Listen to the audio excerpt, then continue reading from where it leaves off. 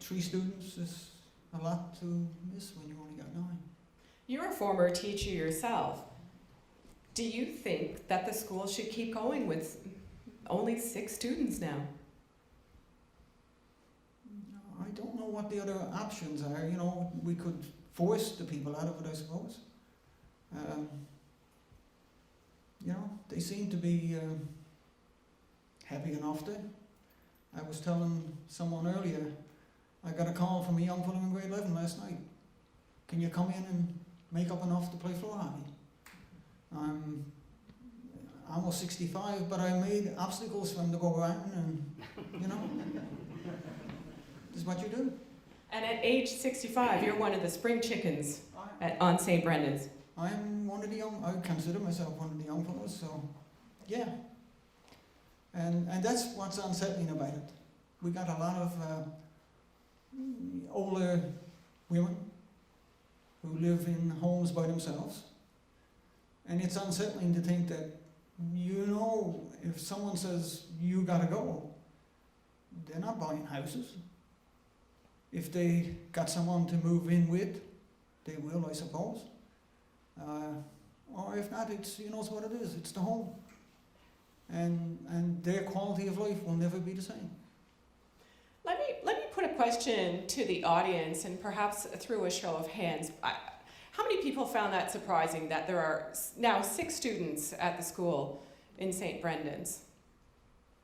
Nobody. How? We already do.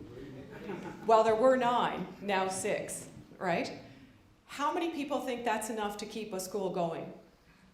Depends on where the school is and the circumstances. And I'll just remind, anyone who wants to talk, I'll just remind you to head on up to that microphone. Sir, come on up if you want. Well, one thing we can't do is do it suddenly. Let it die. If it's going to die natural death, maybe it will. But to follow the reaction of some of the people that we've been listening to, even some of the news broadcasts, it's untenable. It's tantamount to some other, I was going to say atrocities, maybe that's not the word, but certainly it's not right. So this gentleman, and unfortunately we do need people to go up to the microphones here, because otherwise the people who are watching us on Facebook Live will not have an opportunity to hear you. But this gentleman was saying, in a way far better than I could ever say, that he thinks that that number is untenable. And I just want to use that as a way to introduce one of the other people that we've invited here tonight, and that is education professor Dennis Mulcahy. What do you think, Dennis, about a school with just 6 children now? It depends on the school. I mean, there's no ideal size for schools. Good schools come in all sizes. Some are too big, some may be too small. But we have strategies and approaches to work with small schools, and we always have, whether it's multi-grade classrooms or distance education. There's absolutely no reason to close a school down if people want to keep it there because of the size. I mean, people in rural Newfoundland get very little for their taxes. At the very least, they should get an education. So if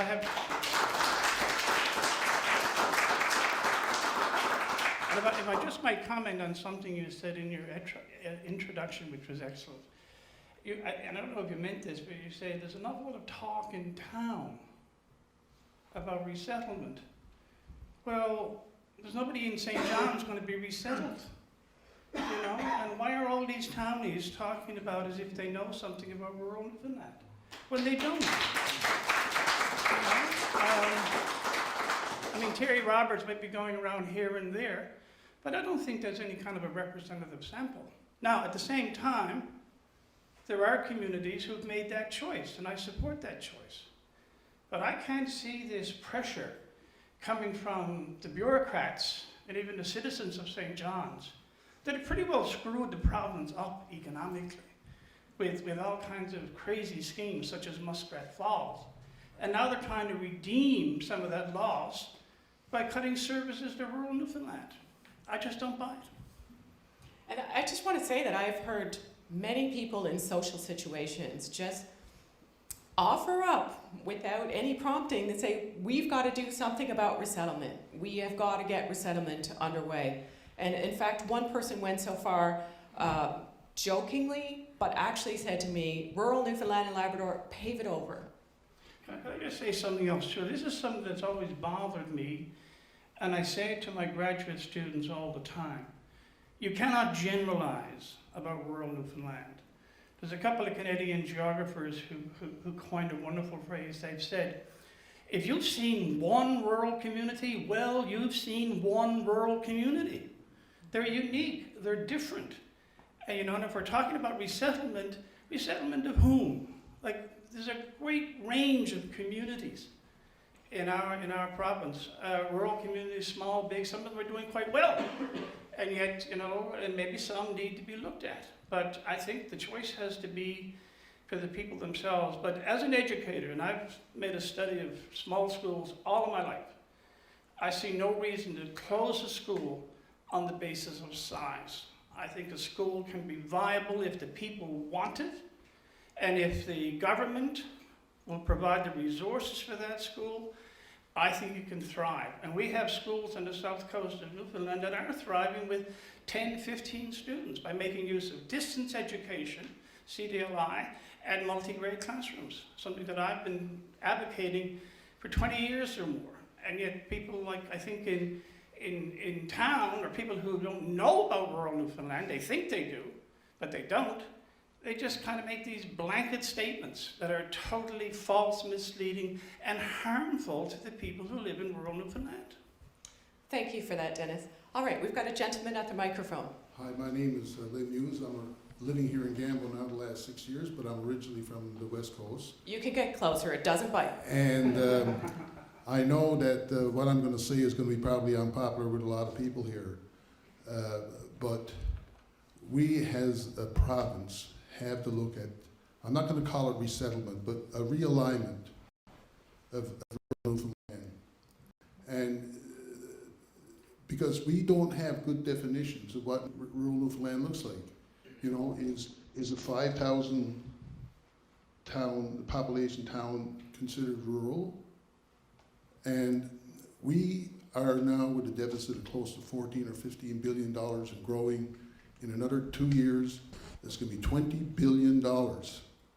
And the taxpayers of Newfoundland have to fund these little 6-room schools.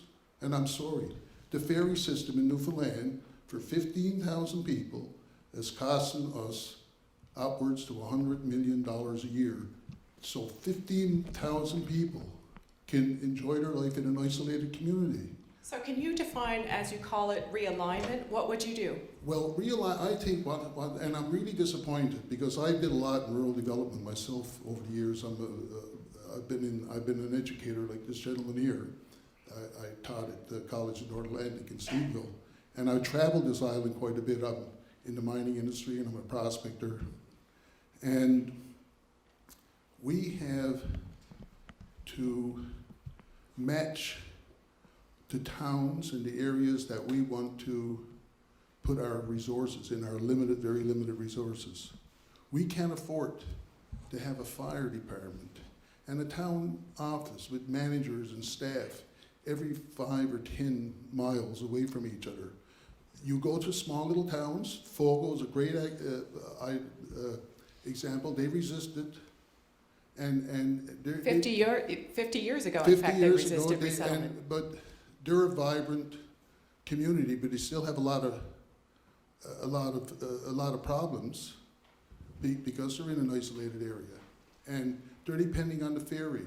And is that the lifestyle that we want to, the fishery? We were isolated for 500 years in small little communities because of the fishery, and by and large now, the primary resources are dying down. We're in a knowledge-based society, and our old way of doing things has to change. So, and I just want to have one more thing. I'm really disappointed with our politicians, with Memorial, with the Harris Centre. The Harris Centre just released a big study that 4 or 5 of their staff members conducted, and it was reactive, telling me how poorly and how bad the demographics were in Newfoundland. I don't want to see figures. The time for action is now we want proactive, we want the Harris Centre. You're money. calling for resettlement, is that a fair statement? I'm calling on a wider for scale? a realignment. And who here in the audience supports what he's saying? They're not clapping this time, right? There's a different feeling to it. No, and I'm not judging people for not clapping, but it's hard for people to raise their hands on that, isn't it? Yeah. Sure it is. Let me go to Desiree Hopkins, who's a town councillor here in Gambo. Tell me why you raised your hand. You know, I think that he has some very solid points. We are an isolated province. Not only do we have isolated islands within this province, we are an isolated province. We're a province of 500,000 people, a bit more now, and the coast of a major country, really, in the world. And I think that sometimes we don't understand the debt that we are in. It is substantial for a province this size. And I'm not saying that resettlement should be pushed on anyone. That is not what I'm saying at all. I don't agree with that. I think that these communities that are facing the issue of resettlement really need to step back and say, what do we want to do as a community? Do we want to consider resettlement? I think that now is the time to have that discussions amongst themselves. What does that mean? What will it mean for our future? What will it mean for the elderly people in our community? Have that real talk, because we are in an economic crunch. And I think that that reality is shown every day in rural Newfoundland and Labrador, not just politically, but I mean economically throughout every citizen. I mean, the socioeconomic situation that we are in is blatant, and I think that this might be one way, one avenue to help alleviate that. All right, that's so interesting what you're saying, and I'm just going to come over here to my colleague, Jane Adey, the host of the broadcast, and get her perspective. She was recently in Iceland, and one of the things that you said, we had a big debate about resettlement this evening, and one of the things that she said, which I think is just really, really interesting in the context of what we're hearing, is that in Iceland, there's a connection between rural communities and innovation. And we're talking entrepreneurial innovation, right? We visited a place called the Ocean Cluster House in Reykjavik, which is the capital there. And we were introduced to a lot of companies that are developing brand new products, mostly from fish skin, fish oils. And I was really interested to learn through the conversation that we had with the director there, that a lot of these companies started in rural places.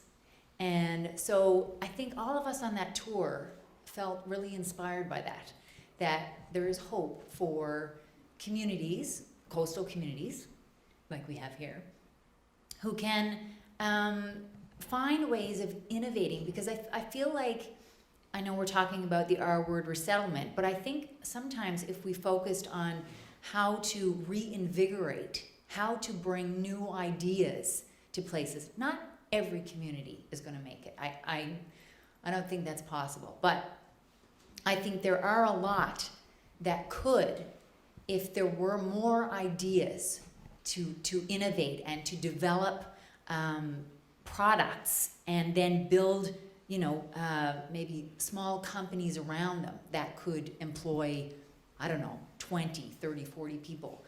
But it just struck me when I was there, because I just assumed that all of these companies were probably based in Reykjavik, and they're not. So, out of curiosity, who here supports what Jane was just saying?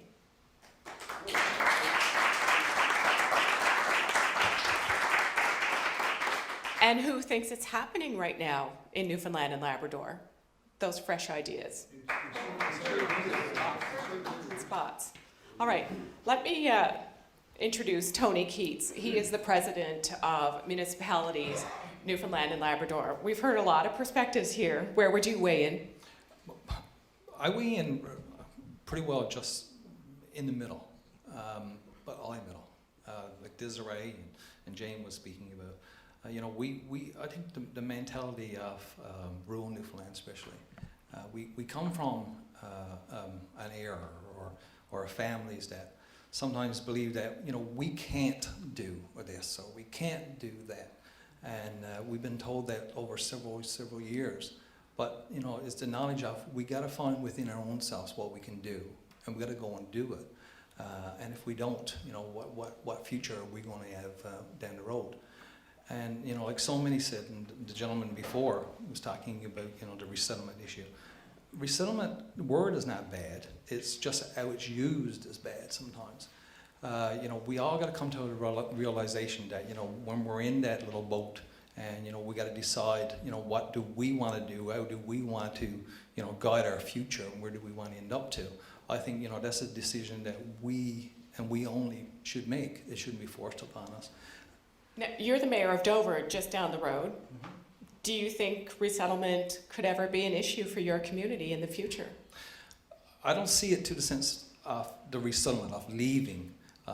You know, I see some movement. I see some, you know, because right now in municipalities, Newfoundland and Labrador, we're looking at the, you know, the concept of regionalization, and, you know, it's a better idea, because, you know, how can you afford with the amount of you know, people leaving your communities, and you know, your population is depleting or going down, is that you got to come together. You got to understand that, you know, there's solutions out there, and we got to come together and make sure that we can do it and do it right for our residents, especially when it comes to the amount of money. Because at the end of the day, you know, the services that resident are expecting is still the same service or same expectation that you got today or you had yesterday, but the cost of it is going to be a little higher because you don't have the population anymore to supply it. So, you know, I see a difference, but, you know, I think we need to come together. We need to talk more about, you know, the regionalization. How can we share services? You know, do we really need everything that we do have right now? And how can we go forward in those concepts and them words? All right, I mentioned that during this Facebook Live, people are welcome to share their comments. Just write them out and we will share them throughout the course of this broadcast. So my colleague Anna Delaney has a comment to share with us now. Yeah, so we have a few people on Facebook kind of mirroring some of the comments that we've gotten here. Randy Gillespie says that the greatest province in the best country on the planet would even consider such a backward step is completely goofy. We should instead be focusing our limited resources and considerable intelligence on new and innovative ways to grow our rural economics. And then Lorna Yard says, totally support what Jane 80 said, but as an entrepreneur doing exactly what she recommends, it is difficult to find assistance as a small business starting in rural Newfoundland and Labrador. Thank you very much, Anna. All right. Yes, go ahead. Hi, my name is Tyler Downey. I'm actually running for the federal NDP in Bonavista Bureau and Trinity right now. And I couldn't miss this town hall tonight. This is actually something that's really, really important that I thought we should come and attend. And I actually wanted to speak to the last comment that we just heard about not having supports for rural businesses. And I think that could be, you know, every single rural community is an economic opportunity. That we could invest in. Every single one? Well, there are going to be some small ones that are perhaps not going to be able to survive in the future, but there are a lot of opportunities out there that we can work on. And we also need to consider the cost of resettlement. If we're going to be, if the government's going to be offering a resettlement package, for example, then that could be a heavy cost. But does it make more sense to cut and run and cut our losses, or should we try to invest? Should we try to invest into the economic well-being of these communities? And you can look at places like Bonavista, you can look at places like Port Rexon that have some small business coming up and really, really unique ideas and really interesting ideas that are actually doing quite well. And so there are success cases that we can model, and if we can manage to funnel some of our limited resources into it, we may actually be able to make it a more profitable structure, along with a little bit of a more efficient arrangement for some of the services. All right, thank you very much. Thank you. All right, let me say hello to the mayor of Gambo. Great to have you with us, Dennis Lush. Good evening. Now, obviously, this town has about 2,000 people in it, right? No talk of resettlement anytime soon. No, there isn't. But we've been talking a little bit about our aging population, and we've been talking about children and school populations. You're a former teacher. Tell me what's been happening with the population at the school. In about 2000, I moved back to this area as the administrator, and at that time, before that time, there used to be 2 schools, and it was combined to be a K-12, so the population then was about 383. The last 5 years or so, it's been hovering around 220 to 230. So we've kind of settled into that area, and what we're finding as well in our community is there's been 20 to 25 new houses been started in the last 3 years. The housing market has been on an upswing. We've been having some homes being sold, and so there's some positives in this area. So we haven't been seeing or even talking about resettlement. If Gambo was not, in some respects, a bedroom community to Gander, a lot of people commute back and forth, right? If that wasn't the case, do you think that this town might be in trouble?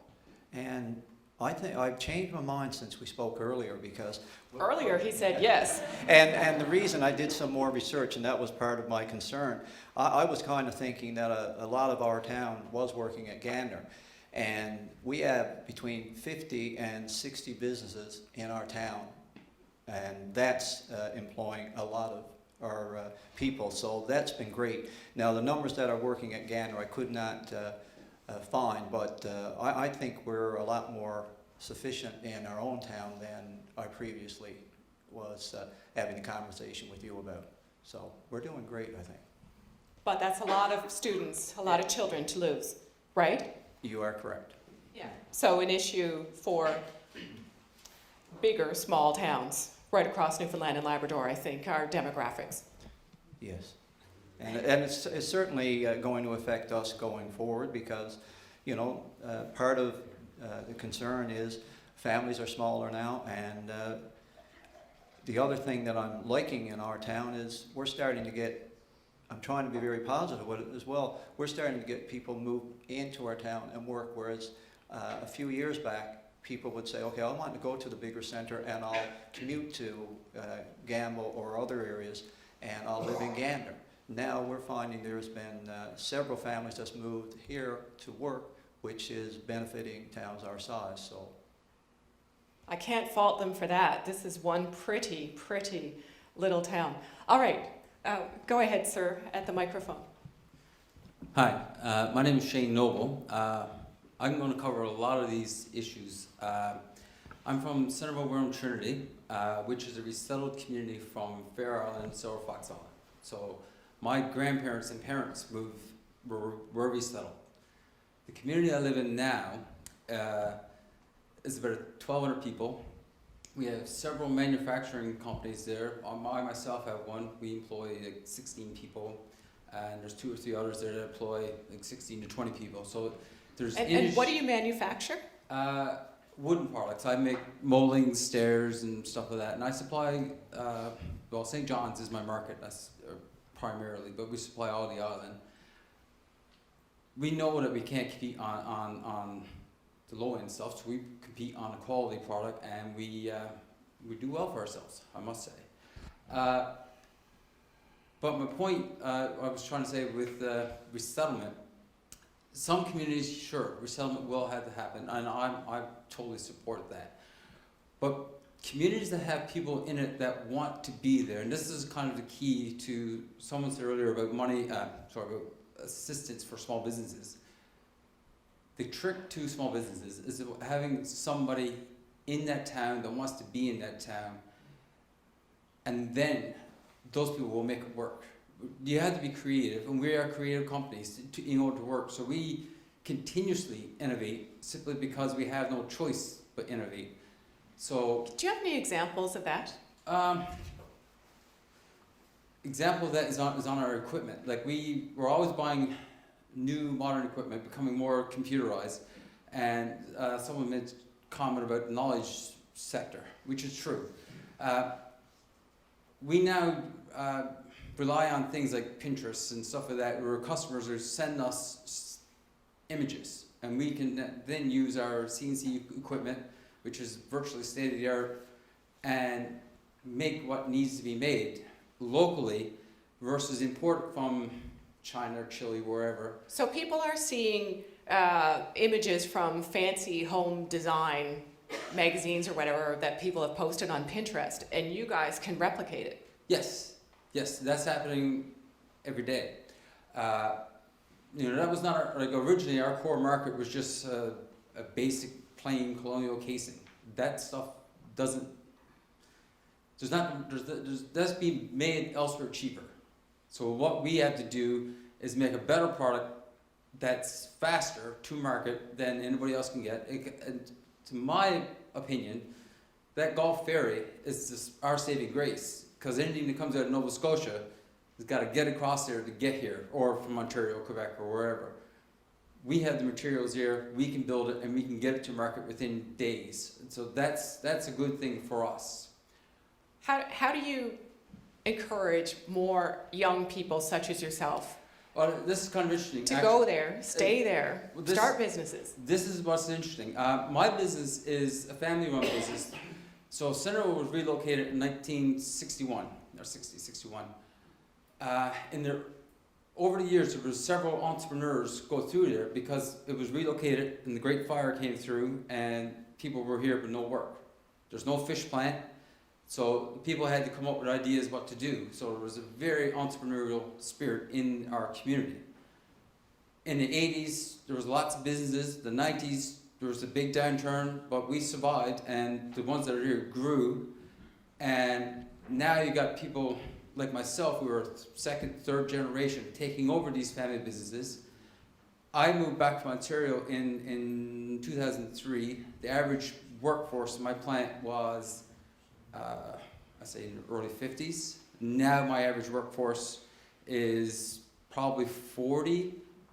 And that's because I've brought young families back home to work because I've targeted the people I knew that wanted to live here. And they choose to live here. And Can you clone yourself? yeah. No, I can't. I'll just get you to wrap up your comments, but that was a serious question. No, but one of my tricks, I think, when it comes to having a stable workforce, because the only way we lose employees is usually through retirement, is make sure they have a cabin. Because a cottage in Newfoundland is $10,000-$20,000.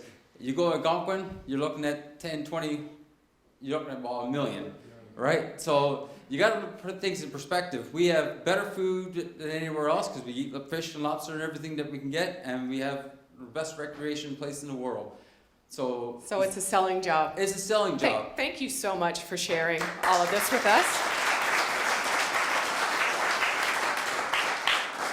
And that's perhaps something that people may want to comment on. Are we selling the really great things about rural Newfoundland and Labrador the way that perhaps we should? Back to Anna Delaney, who's got more comments coming in from the people who are watching on Facebook, on CBC Newfoundland and Labrador's Facebook page. We've got a few people chiming in on youth retention. So Keith O'Reilly says, young people do want to stay in rural communities, but there has to be a way to sustain themselves if they do. Jay Burge says, young people want to stay. It's the jobs that are the problem. I'd love to live in my hometown of about 2,000 for the rest of my life. And Rebecca Claire Davis says, Bonavista Bay has got a pretty good thing going due to innovative people, artists, and new business ideas, young people as well. All right, thank you very much, Anna. Let me introduce Craig Pollitt to this conversation. Craig is the Executive Director of Municipalities Newfoundland and Labrador. There was a mention of Nova Scotia and ferries earlier. You were just at a big conference in Ottawa, and tell me the vibe that you were getting about Newfoundland and Labrador. Well, there was a vibe about rural places in general across the country. And the point kept having to be made that, you know, the food we eat, a lot of the resources we rely on for our urban centers to grow are in rural places. And you're not going to have that economy. You're not going to have that resource extraction if you don't have rural places. So these two things are connected. The comment that I hear every now and then, and it came up because intra-provincial ferries were in the news here, was, well, you know, in Toronto we're paying for your ferry that goes to the island. Why should we pay for that? Why don't you just pay for it yourselves? Or better yet, why don't you all move to Mississauga and we don't have to pay for that ferry at all? So I think we need to be careful when we start jumping to conclusions about what the solution is before we've even understood what the problem is. And I got a couple, I'm voting here because I've been listening to a lot of people talk, so I want to say a couple things. First off, You're right. People in town, not just town. So town is, Mount Pearl, St. John's, Paradise. everybody who moved in from around the bay who now consider themselves living in an urban place. They're all from rural places. But they, as far as they're concerned, they escaped it, so now they're better. I hear all the time, these little towns can't expect to have all the same services that we get here because there's not enough of them to have it, blah, blah. That's garbage. I work with rural communities all over the province, all over the country. Nobody in a rural community expects the exact same services that you get in St. John's. Everybody who lives in a rural place knows the deal they're making, and they're making it because they love where they live, and there's other benefits to where they live. They know that the hospital is 3 hours away instead of a 5-minute cab ride or ambulance ride. They know that the school is a 45-minute bus ride or an hour bus ride. They know all that stuff. They're not asking for anything. They're not demanding equal services that somebody in downtown St. John's would get. They're demanding appropriate services for people who live in this province. One of the things that we don't do a very good job of, and nobody's mentioned it yet, although this gentleman started to get to it, we have public services that are designed for urban places. The way we do healthcare, the way we do education, the way we do municipalities. It's all designed around this idea that you've got a fairly large place that you're dealing with. So how can we expect that system to work in rural places, in rural and remote places? It isn't going to work. The cards are stacked against rural places from the get-go because the system is not designed for them. Can you think of any examples there? I can think of lots of examples. Well, around municipal government, in most parts of this country, rural places would have a much smaller municipal government that's part of a larger regional government. Here, if you want to be a municipality, if you want your town to have some sort of governance, it's got to be a municipality. We only have one option. That doesn't really work. We have 275 municipalities. We have more municipalities per capita than any other province in Canada. In places like Iceland, they don't build big hospitals all over the place. They have healthcare professionals who are all over their island. The school system, you mentioned distance education. We were leaders in distance education, world leaders. Dr. Max House, who's our lieutenant governor, was a pioneer in health telemedicine, and we're pioneers in teleeducation. Why aren't we using that now? Why are we relying on physical places to educate people, physical places to keep people healthy? First, we need to design better systems so that we can deliver better services cheaper, and that can be done. Places all over the world are doing it. Then we can start talking about whether we need to move people, because right now the question is unfair. All right, let me go back to Kevin O'Reilly here.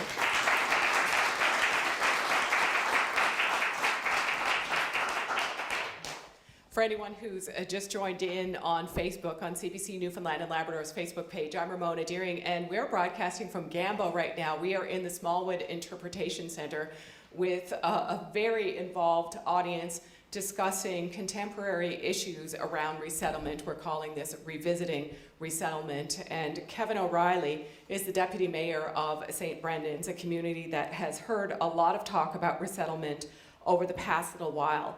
I want to talk about something a little bit specific here. I don't know if you heard Peter Fenwick earlier this week. He's the mayor of Cape St. George.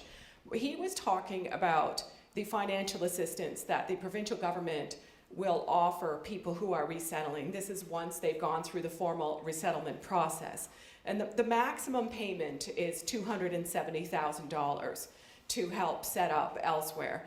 And what Peter Fenwick was saying is that he feels that that payment is actually holding people back from moving forward with their lives. If they're living in a community where they feel it's time to go, he says they're hanging on in some cases because they're hoping that if they hang on long enough, they might get that money. And he's also saying that's way more money than you would need to buy a house.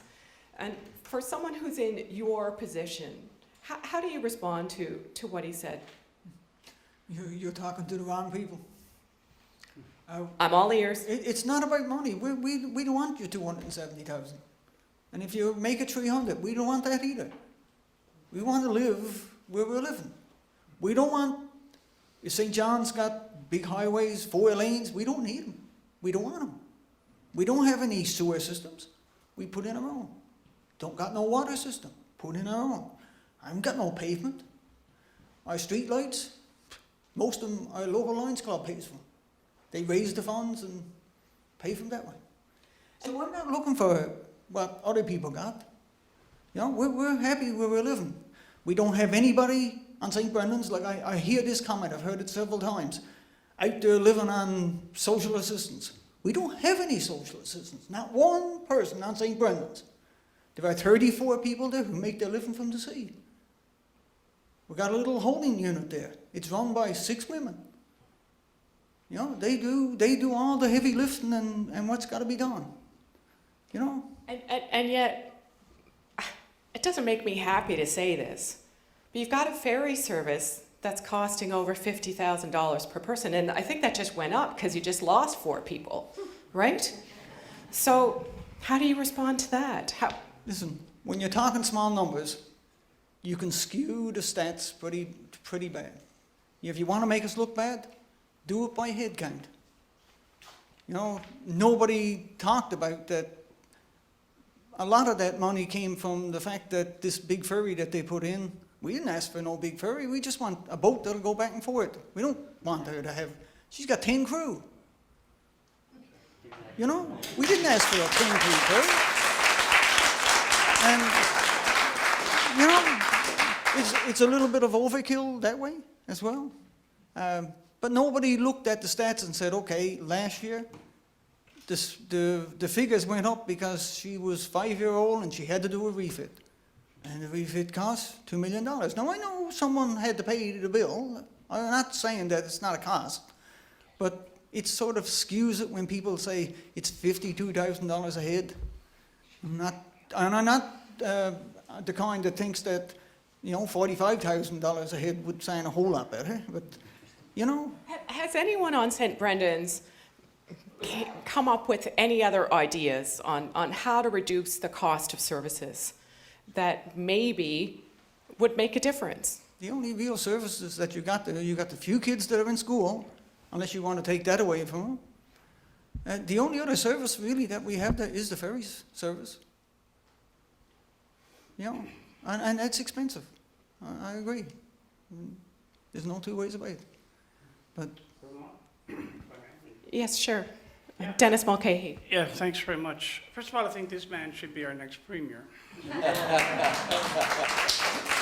I've never heard such a great list of ideas. But I want to just talk about something else. I can't, I know we're in debt, and the debt is mounting, and it's this huge, big amount of money. But I really think our smaller rural communities are being scapegoated. They're like as if they're the fault. They're the reason for these billions of dollars. Yeah, I just don't see it, and I think they're being, and I think they're an easy target, right? Because it's out there in the open. People say, "Oh, look at this St. Brendan's ferry. Look at this. Look at this."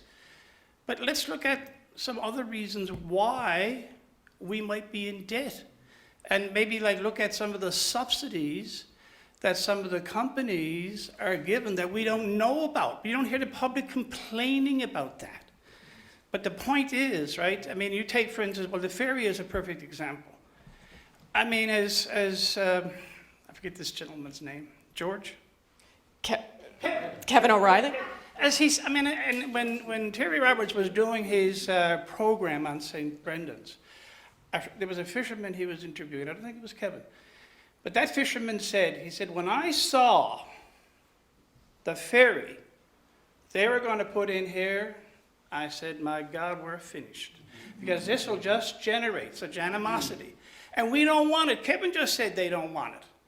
You know, but who made that decision? And not only that, I was down on the waterfront yesterday, and that veteran, I think, one of those 2 Romanian ferries, this is about his 5th time it's in dry dock. It costs $50 million a piece. Now, who decided that? Can we target something on this person as opposed to Galtus or McCallum's? You know, who's, okay, we're in debt, whose fault it is? Shirley Christ is not our small rural communities on the south coast. Shirley Christ, they didn't put us billions of dollars in debt. I mean, how much did they cost? Not only that, they can exist a lot cheaper than they exist now. But I don't know whether the politicians don't have the guts to act on this. Maybe they're all on the take. I don't know. Maybe somebody made, when they bought this $50 million ferry, maybe somebody made some money on the side. Who knows? We know what politicians are like. I'm not saying they did, but who knows? But I mean, the issue is we are scapegoating the easy target, which is the small rural community, particularly the isolated ones who don't have a voice. And it's so easy for people to stand back and say, oh, that's costing us this, that's costing us that. Well, let's do a cost-benefit analysis, and let's look at, can we keep this community going, lower the costs? And then look at where else we're wasting money. Thank you.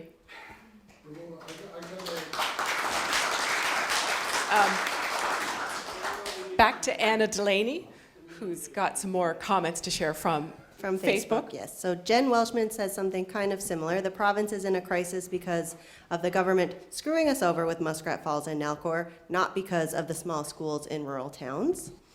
And Ed Hyde says, media focus on the costs of ferries and resettlement seems like a distraction to take focus off the outrageous, bucks-burning boondoggle of Nalcor's Muskrat Falls Millionaire Make-Work project.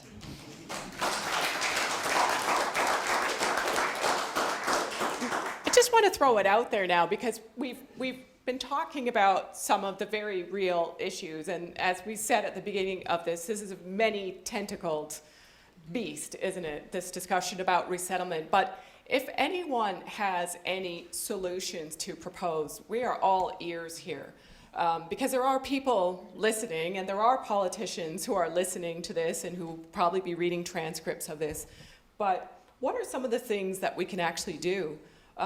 If you believe that preserving rural Newfoundland and Labrador is important, I don't want to speak for everyone in this room. We've heard different views on that, clearly.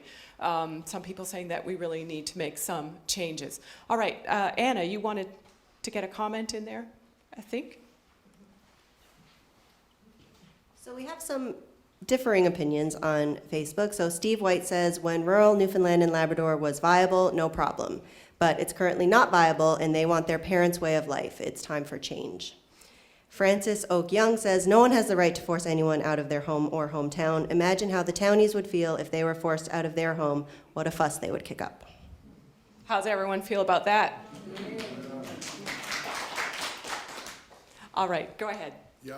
And you know, this is what happens with a discussion, because we get... I'm going to get you closer to that friendly microphone again. Thank you. We get them and us. You know, we get that division. We see it all the time in Newfoundland, rural Newfoundland and in urban. This gentleman here is correct. Politicians are running scared. They don't want to tackle this problem. But to me, as a taxpayer and as a Newfoundlander, I remember with disgrace 1934, when we lost our country. And if we keep going on the same road of this overspending, regardless in what quarter, we're going to be broke, and the government of Canada is going to take us over. And I would hate like hell to see that. That's just around the corner. So we can talk about resources, and we can talk about, you know, supporting rural Newfoundland, but it's got to be a viable solution that fits the 21st century. Now, this gentleman from St. Brendan's, Kevin O'Reilly, you know, I'm saying this with the greatest respect, sir, but you forgot to mention, just like when the ferry breaks down in Fogo and they're running helicopters and airplanes for 2 and 3 weeks from Fogo to Gander at $1,500 or $100 or $2,000 a pop, costing $40,000 or $50,000 a day. And what happens, you didn't mention any of the medical service that you're getting on your island. So it's costing a lot more than just the ferry to keep 120 people. And it's a beautiful, St. Brendan's is a beautiful place. I know a lot of people from there. I went to university back in 2000 with a young girl from there, and she had a lot of hard feelings about St. Brendan's and what was happening there. And it is sad, but it's reality, and we have to face reality. Kevin, let me give you an opportunity to respond to that if you wish. I really don't know how. Shall we let the strong make the decision? They'll do the chopping and cutting, and they'll decide which parts can go, and, you know, so the whole can survive. And I guess we'll go out on the first cut. I made a comment to Terry Roberts, maybe they should chisel us off at Long Harbour. And then we'll have the viable part on that end, and the rest of us can go be damned. Because that's what will happen. They'll take 100 people communities, and they'll come for the 150s. And then they'll come for the 200s, and that won't fix it. If you think them few dollars is going to fix the billions that we owe, then you're wrong. Because they'll come for you someday too. You can mark it down. Yeah. Whew. It bothers me. It really bothers me that we start talking about chopping off the pieces. Yeah. And that's the question. Are they pieces of a whole or not? We call ourselves Newfoundlanders, but there's, you know, have Newfoundlanders and have nots. I guess we fit in there. I don't know. I don't see an answer to it. You know, like, the people that we're going to take out of there, all these ladies that I'm talking about there, got 25 of them there in one cove. We'll put them all in homes. We don't have enough rooms for what we got there now, so we'll build another one. Is that what we're going to do? Because they're happy with it too. And I say, we talking about resettling, but I always think of it as unsettling. It's really unsettling to these people to think that this is what I'm going to have to do. Don't think it's right. Thank you, Kevin.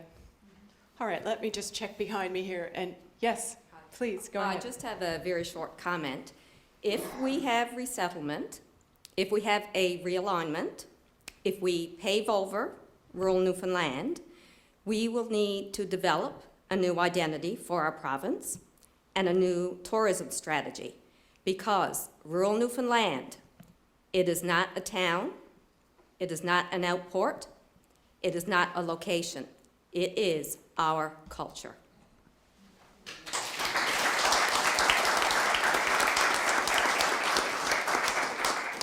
I'm really glad that you raised that point, because that is what a few people have said to me, including Diane Davis, who wanted to join us tonight, but she's actually working on Fogo Island. I don't think she'd mind if I said that.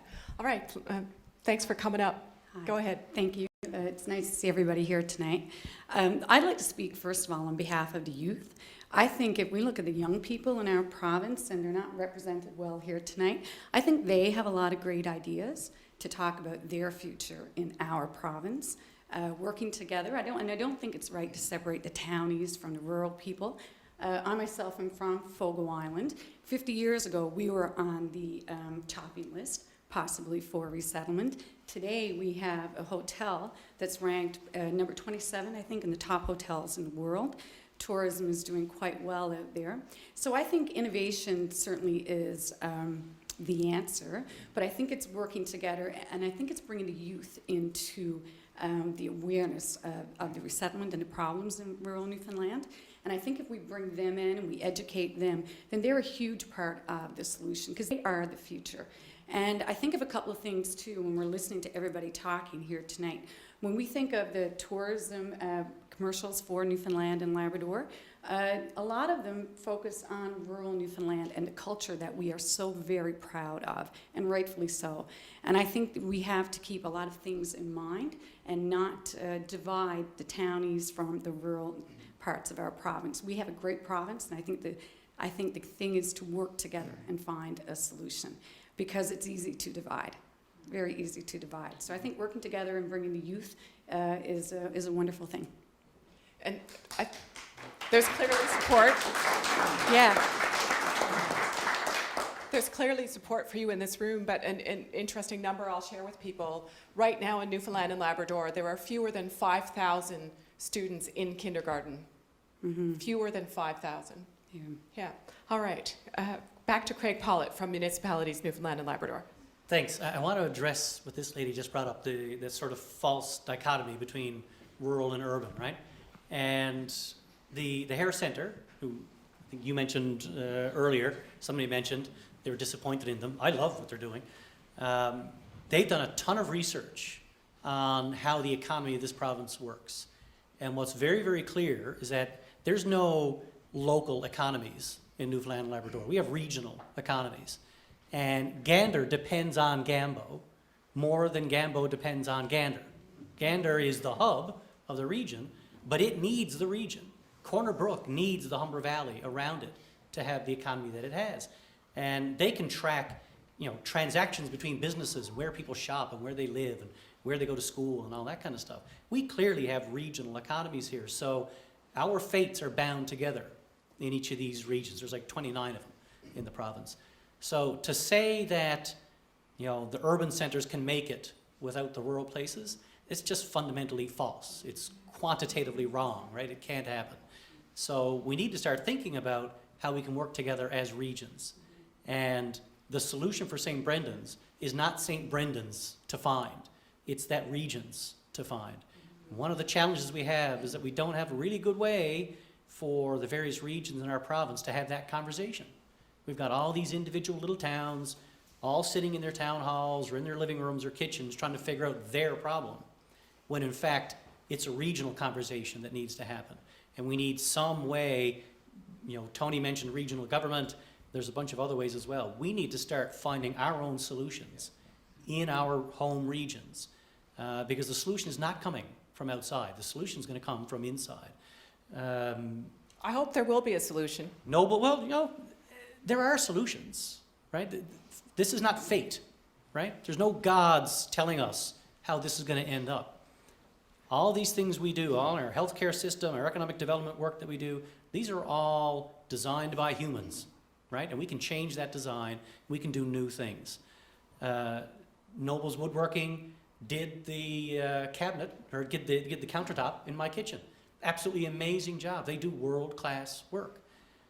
There's dozens of those around the province, and could be way more of them. They're a lean, innovative organization. And just like the stuff Jane has talked about from Iceland, that's where our focus needs to be. We need to stop taking solutions that are meant for Hamilton and just dropping them on the head of Newfoundland and Labrador and expecting that'll work. It's not going to work. All right, thank you for that. And let me go.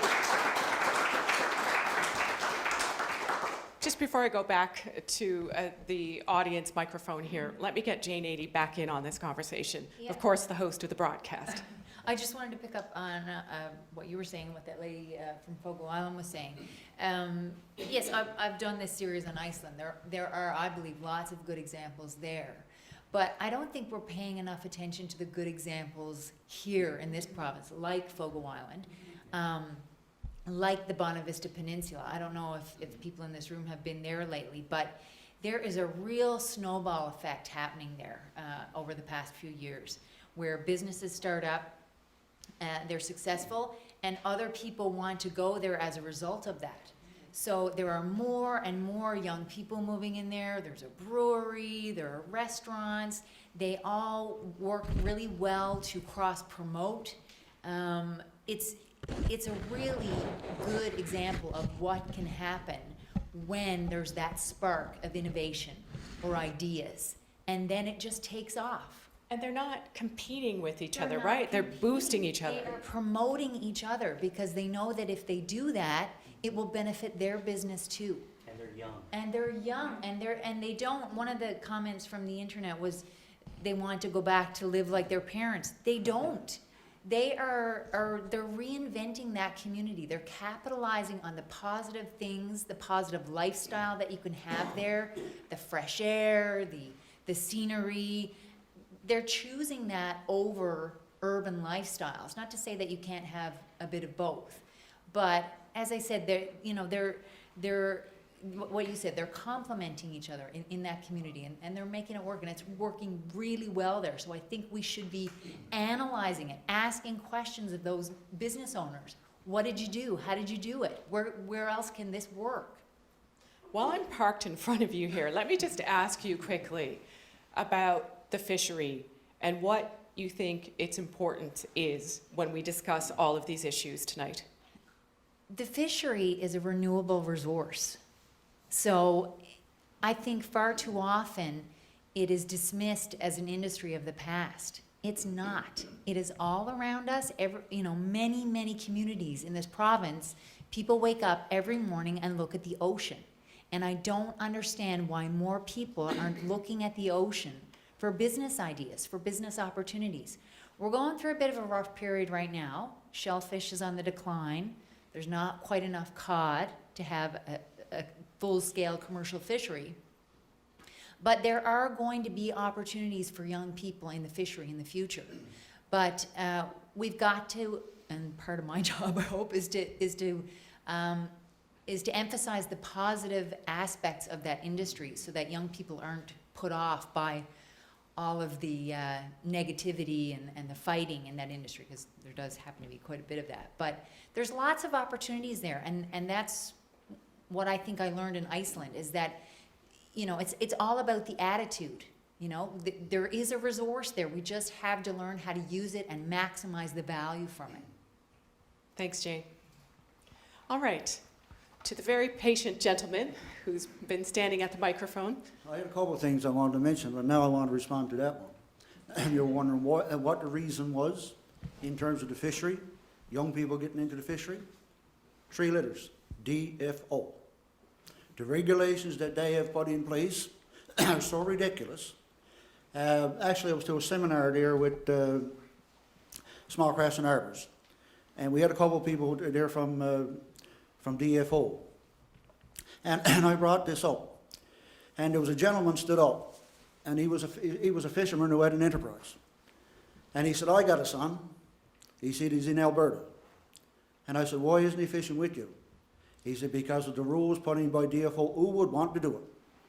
A quick example, I'm actually a teacher, a retired teacher by profession, but I do partake in the seal fishery. I can't go out in my own boat because I got a commercial license that's called a sealing assistant. Now for 10 years I could, but then they brought it in. I had to have a SVRN number, which is a sail vessel number. I have a FIN number. For 10 years, up to 12 years, pretty well every seal that went to Carino's in Dildo was shipped in my name. But yet now I can't go with my own boat. If I had a son, I wouldn't be able to take him with me. So those rules that are put in place, and I think, Kevin, you probably can say something about that. How many? So do you think these rules are having an impact on keeping young people here? Most definitely. Kevin, how many people on St. Brendan's have gone into the, young people have gone into the seal fishery over the last few years? None. No. And I mean, St. Brendan's, I know St. Brendan's well. I spend a lot of time with them.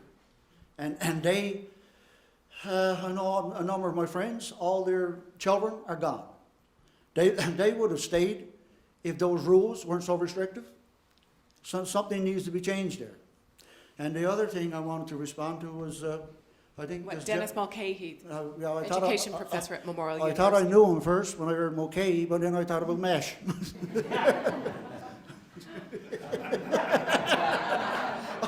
I need it. Another thing, you mentioned, I think it was Peter Fenwick, 270,000. Well, I've been, by the way, my name is Jake Hunt, and I was resettled in 1961 from Silver Fox Island. There's many negative things I can say about it, but would I have gone through it again? I guess I would I say I would not have done it? No, because I have a new family. I never would have met my wife if I had stayed there. I wouldn't have 2 children that I got now if I had stayed there. But I don't know what would have happened besides that. But one of the things my cousin mentioned to me, there was, when you say Peter Fenwick's at 270,000, I'll give you an example of my own grandfather. When we moved from Silver Fox Island, I believe it got $600 a household. And that's sort of $600 a family because a lot of people had 2 families into one house. And now, besides infrastructure alone, Mr. Mulcahy, what's your first name, by the way? What, Dennis? Dennis. Infrastructure.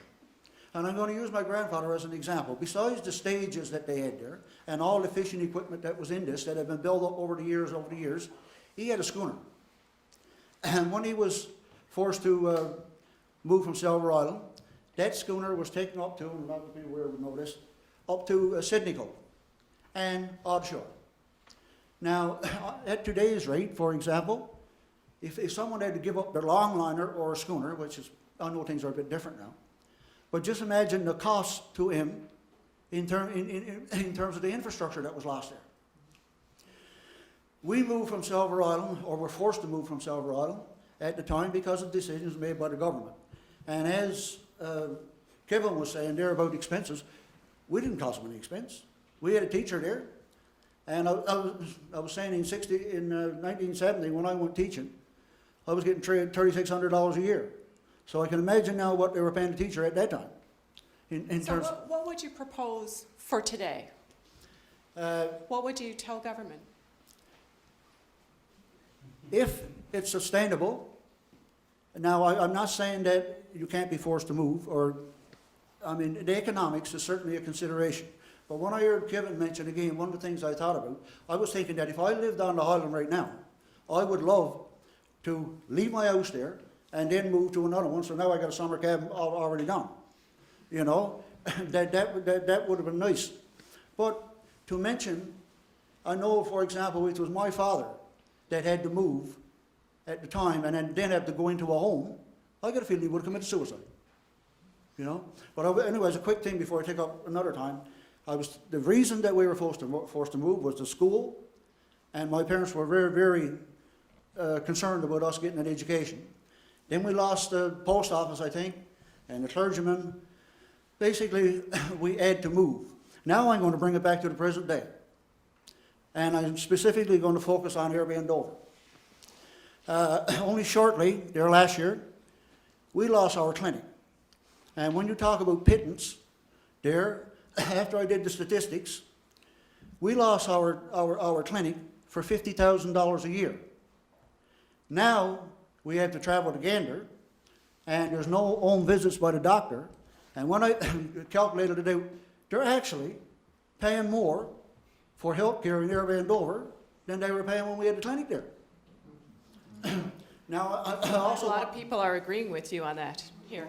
Well, I'm hoping they're going to agree with me more because I'm getting something going with regard to the ambulance.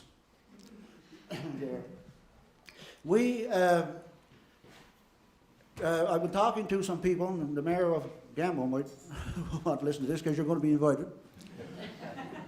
I was talking to the ambulance owners, and at one point you guys had 3 ambulances in Irvine, or no, sorry, in Gambo. Now you're down to 1. And us in Airbay and Dover, if we want an ambulance, and the one in Gambo is being in use, the ambulance has to come from Glovertown. Now I want to continue. I want to make this point. I don't care if this is another word tonight. I'll get you to make it brief. Yeah. The other thing is with this, not only has the ambulance got to come from Glovertown now, if the Gambo one is not available, is we have to go down to Wesleyville because it is from my house 0.6 kilometers more to go to Gander. Now I'll go into all the details about the roads and stuff like that. And I mean, this is ridiculous. Then you get down there, down to Wesleyville, and Brookville, and I got all kinds of respect for the hospital down there. I've been there, and they're great people.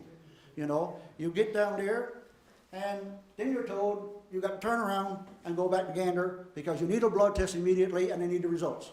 All right, so that all sounds like an issue that needs to be explored further, but let me just put to Desiree Hopkins a question here. Based on what was just said, concerns about a reduction in services, is that not the name of the game when we talk about this place, our economy, and trying to keep rural communities going? Should people in rural communities expect reduced services? You know, I think that, I'm sorry, what was your? Craig. The point that Craig made, that people who live in rural communities understand what they're getting into. I mean, when we live in a rural community, we understand that we have an economic hub that Now, is it the right system? Maybe not. Maybe it's something that we should be exploring as a province. But that is the system. We know what we're getting into. However, the cuts that the gentleman just made about Hare Bay and Dover, we have explored those facts, and those facts stand that it actually does cost more money for people to have medical services in Gander. So it is something we need to look at. I think it is interesting where this conversation has gone. It has gone past resettlement really into rural Newfoundland as a whole and how we can keep that up and revive. And I think that's a wonderful thing that we should be talking about. As a younger person in this community, I think that we should be really reinvesting into our youth and looking towards what their ideas are. And yet tourism is a great thing for Newfoundland and Labrador. It has been for many, many years, and we're invested a lot into it. But we also have other sectors that we haven't invested into, such as the technology sector, which is something that we could really be looking at. I mean, technology is a place now where you don't need to be in Silicon Valley to be developing technology and the such. You can be doing it right here, right now, and that's something we can be looking at. And there are a lot of young entrepreneurs who are doing just that right here, right? 100% in the energy field. You know, we can be exploring alternative energies here in Newfoundland and Labrador. There's so much that we can be doing if we just decide to reinvest into our youth and into our rural communities. I think that's something we should be looking at 100%. All right, let me get Tony Keats back in on the conversation, and just to let everyone know that we're going to be winding down this conversation in a few minutes, so maybe we'll get some more Facebook comments that we can share with the people here. But if you're looking to make a comment, this might be your opportunity.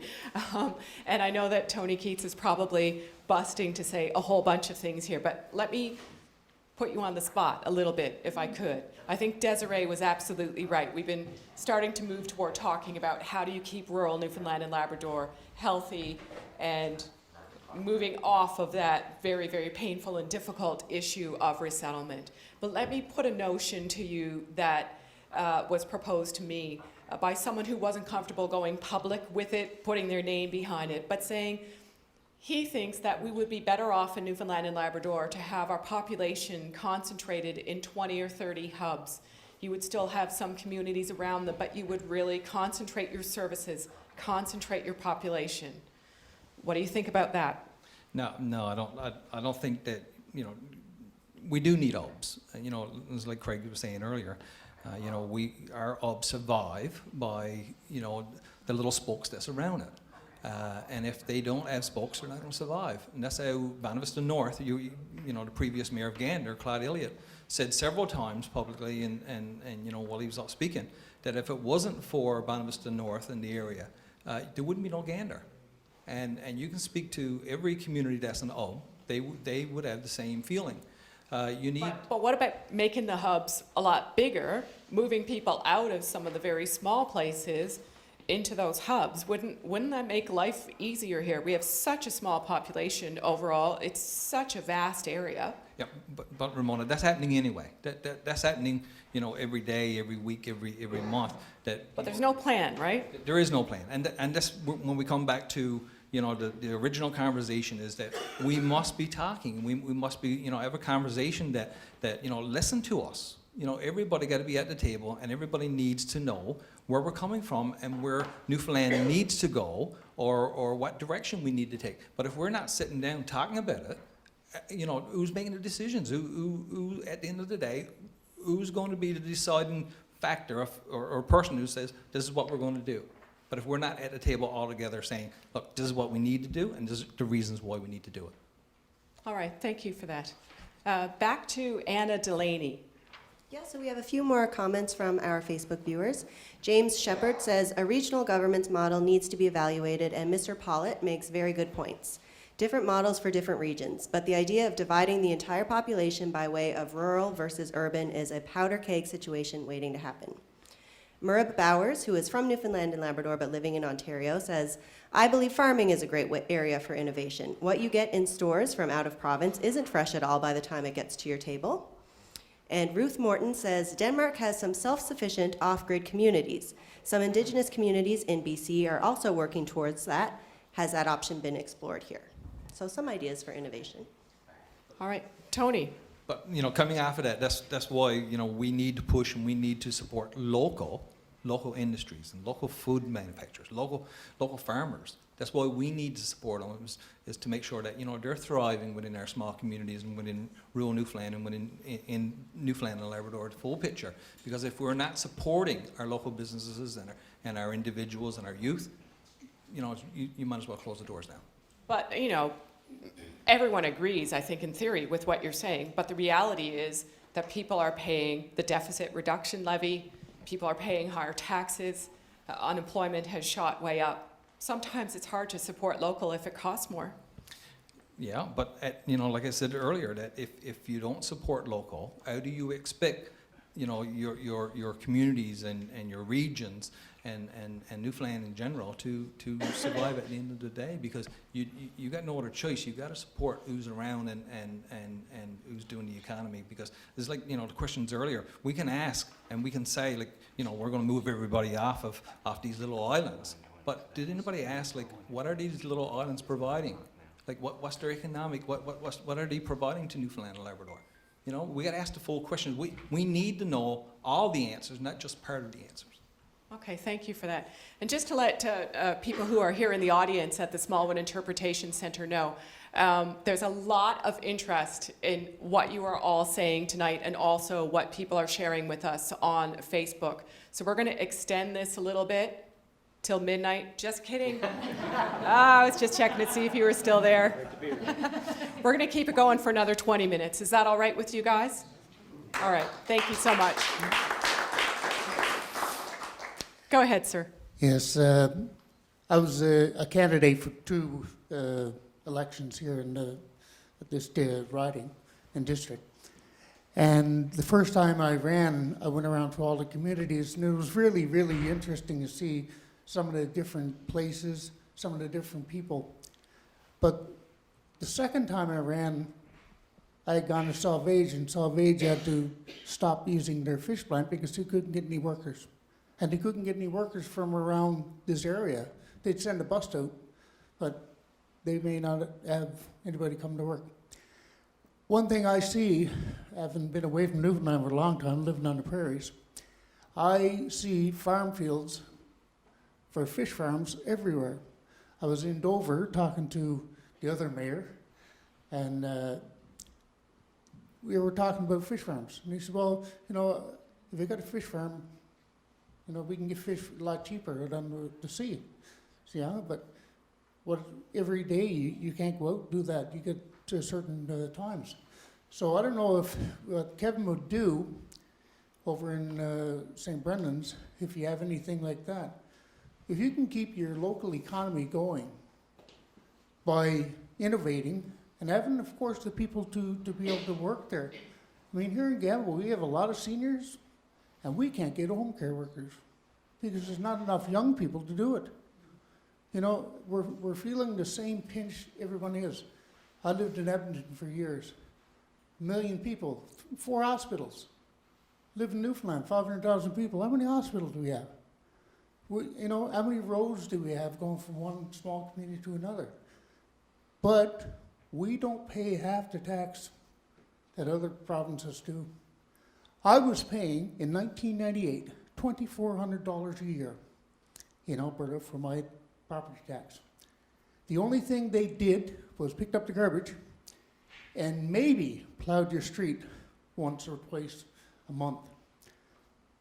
I was paying $2,400. I'm back here now. Well, I shouldn't say that. Dennis has raised my taxes. Back here now, I pay $1,300 or $1,400. And I get my garbage picked up. I get my water included.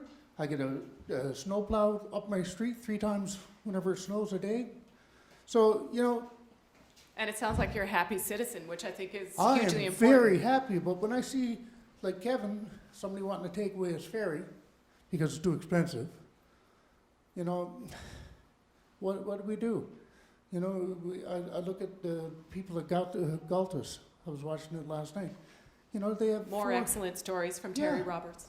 Just, I mean, the people that live there are going to have to start with their own innovations, how they're going to do it. We're also going to have people like Tony asking what we can do around for the other communities to come together, like Gambo, Darko, Middlebrook, Centerville, Wareham, Indian Bay, all became one town to save costs. Gambo, we've done that already. But do we have to go with St. Brendan's and put them in with Burnside, St. Chad's, Eastport, so that it makes it a little easier? But in all honesty, it's looking pretty bleak right now for people who are in a position where they can't really do much, and there's all seniors in their communities, no kids, no younger people to help out. So I'm glad I'm in Gambo, is all I can say. Thank you so much for raising these points. And I want to bring Jane 80 in on this conversation, but since your name has been invoked yet again, Kevin O'Reilly, you must feel like there's a sign on your back or something. What is your response? So the idea was, maybe there are ways to do some aquaculture in St. Brendan's, and yet you were saying that as a gentleman in your 60s, you're one of the youngsters there. So how do you respond to that? Well, 50 years ago, we had almost 900 people. And what's the head count now that we've got 4 gone over the past couple of weeks? I'm afraid to say someone will be doing the math. Tell us. 106. We lost 8 people in the last month. Oh. Yeah, like I said, there are 34 people making their living from the sea. If someone started a little industry tomorrow somewhere and they employed 34 people, someone will be out singing their praises. We got 34 people actually making a living, happily making a living. So. And just the way you say that, making a living from the sea, we don't hear that phrase often enough here, do we? Oh, well, I mean, Newfoundland wasn't settled in Gander. They came to the little coves and tickles to go fishing. That's what they came here for. We're still at it. The things that they you have to be out there to watch them. It's old stuff that gets passed on. The way they talk, the way they do things. We might say, yeah, they do stuff in a modern way. They're out bleeding their fish and icing it in out at sea. But the way they live is like the way their fathers and their grandfathers lived. And they're happy, I don't hear them complain, but and I don't see them wanting what someone else got. They just want to be left alone, and if someone can come up with a way of, can we go back to Star Trek and beam us across? Would that be cheaper? I don't know. How much does it cost anyway to beam someone from Darren Scott? Was there a fee associated with that? But anyway. Thanks, Kevin. All right, let me get Jane 80 back in on the conversation. I'm sure there are so many points that you could bring up here. I did want to respond to that gentleman who raised the point about DFO and his concern about regulations, over-regulations, preventing people from fishing maybe the way that they used to fish. And I have to say, I'm haunted by an interview that I did with a man from Fogo Island, Dean Penton, I think was his name. He started a petition to get an inquiry into the mismanagement of fisheries in this province since we joined Canada. And he was so frustrated because he spent months working on this petition, and he went on all kinds of media outlets and did interviews, and he put it up on the internet, and I think he got maybe 2,000 signatures. And his frustration was that it was a story up on our website next to Chase the Ace, and it got, let's say, 200 hits or something like that, while the Chase the Ace story was obviously viral, got tens of thousands of hits, I think. By the way, I should just say, I don't think there would be quite as many people in this room tonight if Chase the Ace had not wrapped up recently here. But his point, and I tend to agree with what he said to me at the end of the interview, is that people aren't paying attention to what's going on. We have some really serious issues in this province. And one of the things that struck me in Iceland is that everyone there is engaged in the conversation. They are presenting ideas. They are trying to outdo one another with, I've got a better idea. No, I've got a better idea. There is this healthy competition in their culture that is driving the economy forward. And they don't have near the amount of resources that we have. So Dean Penton's point, and I complain about it myself sometimes, is that there's not enough people engaged in these issues. And there, you know, people, I think I read on Twitter the other day, I think it was Chef Todd Perrin said, you know, I'm sick of hearing people say, they've got to do something. They've got to do something about it. It's us. It's not they. We're all in this. We all have a vested interest in this. I own property here. You own property here. Everybody in this room owns property in this province. It's all of our responsibility to see this place progress. So what I grumble about is that I don't even think people are paying attention to the issues enough to present ideas, to get engaged in the conversation. I think apathy is going to be part of our downfall. If more people in small communities and large communities don't get involved in providing solutions, that's going to be our undoing. Thanks, Jane.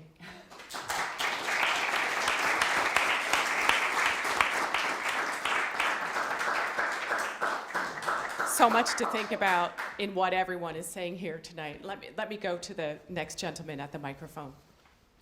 Hi, there were a number of references to salvage, and that's where I live. And I just wanted to say that I wanted to say something positive. Not that I'm the only one saying something positive and optimistic, but I think there is reason for optimism. Mr. Noble is a prime example. And a lot of the innovation is always driven by a person who's got an idea and a drive and the smarts to go and find the Newfoundlanders who always want to come home and pick the right ones who will come and stay and prosper. And I think that there's lots of opportunity to do that in lots of places. There are, however, some obstacles. I heard the professor talking about distance education and so forth. In Salvage, where, by the way, I'm part of the building boom. There were 4 houses built, first 4 houses in about 40 years in the last 5 years. And by liviers or tourists? One guy's returned, he's a geophysicist who now lives in Barcelona, but he's from Salvage. And there's another guy who was part of the geological survey. You don't have to have rocks in your head to move back to Salvage, although that's my problem. But this place is hobbled by some serious infrastructure deficiencies. Edith Goodrich, who used to live there, used to say it's one of the oldest continuously settled communities in Canada. And I say, yes, and the communications infrastructure hasn't changed much since then, since 1640. Smoke signals that would be efficient. I got a landline last November because the CRTC ordered the government to pay Bell to bring a landline. It's completely unusable. I still have to use my cell phone, which is also how the hell are you going to do distance education like that? How the hell are you going to get anybody, young people, to go and work at an industry if you can't get the internet for your kids? It's not fluff anymore. Your kids have to have the internet to do their homework. So these are the things that some politicians, whether it's provincial or federal jurisdiction or not, I used to live with somebody who had responsibility for these things at the federal level, and I can tell you that it was long enough ago that we went to Silver Fox Island and Bragg's Island and so forth every summer, and he spent a huge amount of his time dealing with CN telephone, as it was at the time, predecessor to all the successors. there is some infrastructure stuff that needs to be done, and I don't want to get in the middle of the ferry thing, or the resettlement thing, which I think is a subject of some considerable revisionist history. It's 80%, as I understand it, of the people that moved from those islands moved on their own dime in the 40s and 50s, and I think that probably that's how it should be allowed to happen now. There'll be a certain forces within families that will judge these things. Anyway, I've spoken long enough, and thank you for letting me participate. I'm so glad that you did speak, and thank you for coming from such a great distance. Just before we go to the next gentleman at the microphone, Dennis Mulcahy, I'm just wondering if there's anything you'd like to say in response to that concern about, how do you do distance education if you don't have a good internet connection? How do you attract young families if they're not going to be able to have good internet connection? Oh, it's a very serious issue, and I'm glad the gentleman made it. Throughout the province, there has been great strides made with connectivity through satellite communications and cable communications, but there remains pockets where that connectivity is just not there, it's just not reliable. I've talked about that myself many times, and trying to push government that it has to, if it's going to rely on distance education, which is quite viable to keep these small schools open, but you've got to put the resources in place, and that part of that resource is connectivity, and part of that resource is having technicians who can get to the school when there's a problem. Sometimes now a school can be waiting a week. So it's a viable option, but it's at the moment flawed in many communities. So that gentleman is absolutely correct. All right, thank you for that. Sir, go ahead. Hi. You mentioned earlier that if anybody had an idea to bring it up. Yes, please. It may sound silly, but the problem with the Brandon ferry, which is so expensive, why don't the people keep all the tax money if it's not enough to pay for the boat and hire a private boat with that money and travel once every 2 days instead of 2-3 times a day? That's a suggestion. Thank you. All right, so that means I'm back to you, Kevin. You're a magnet. Don't know, but we almost got resettled in the 60s. We lost a good chunk of our population. And what people are talking about here is what saved us. Someone came in, young, full of new ideas, innovation, and it stopped the outflow. And tell us who he was. He was a priest at the time, Bill Shallow. He went on to, he left the priesthood and he got married to a girl from St. Brendan's.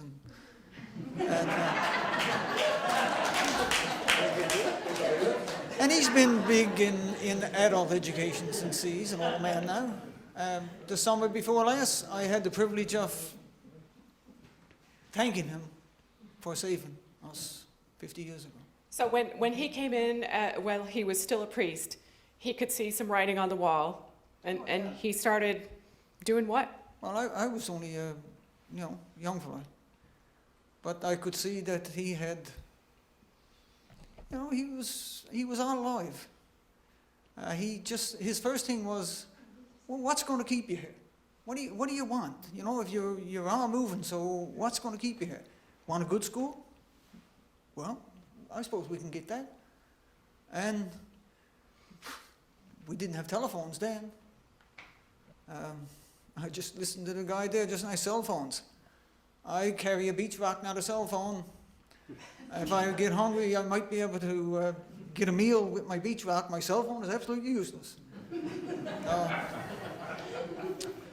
If anyone's trying to reach you on your cell phone, they should call now while you're not in St. Brendan's. Distance education is a grand rate.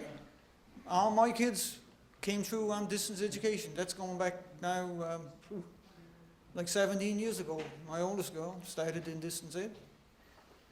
and they all went through successfully. But they had some numbers that then, there's only so much distance education. They can give you all the academics, there's no doubt. And there's some social side of education as well, someone to talk to torment, that kind of stuff,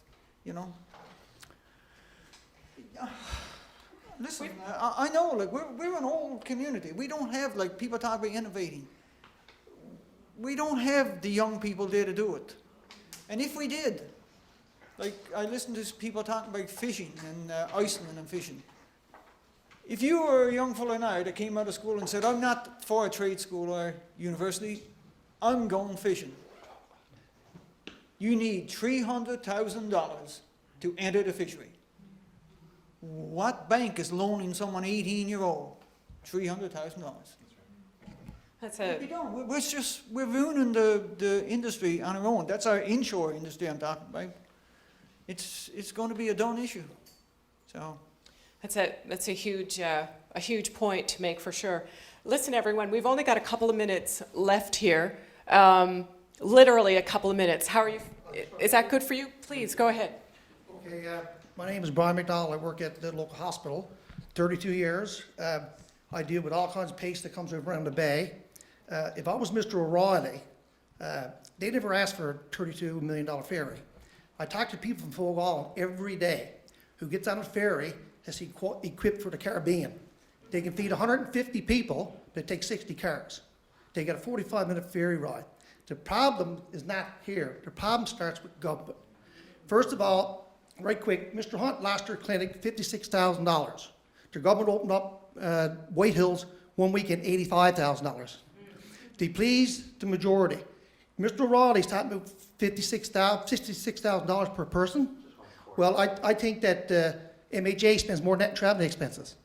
Another thing too, very quickly, it's hard for Mr. O'Reilly to sit here tonight, and there's no knife in his back from me, and listen to say that it costs $100 million to run the ferry system in Newfoundland, when they can turn around with a stroke of a pen and give Nelcor $850 million, lay 1,200 off in the public sector, and we all know how that turned out. Thank you. Thank you.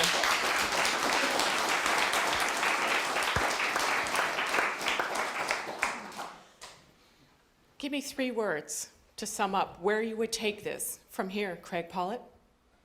It's not solve our own problems. That's what we got to do.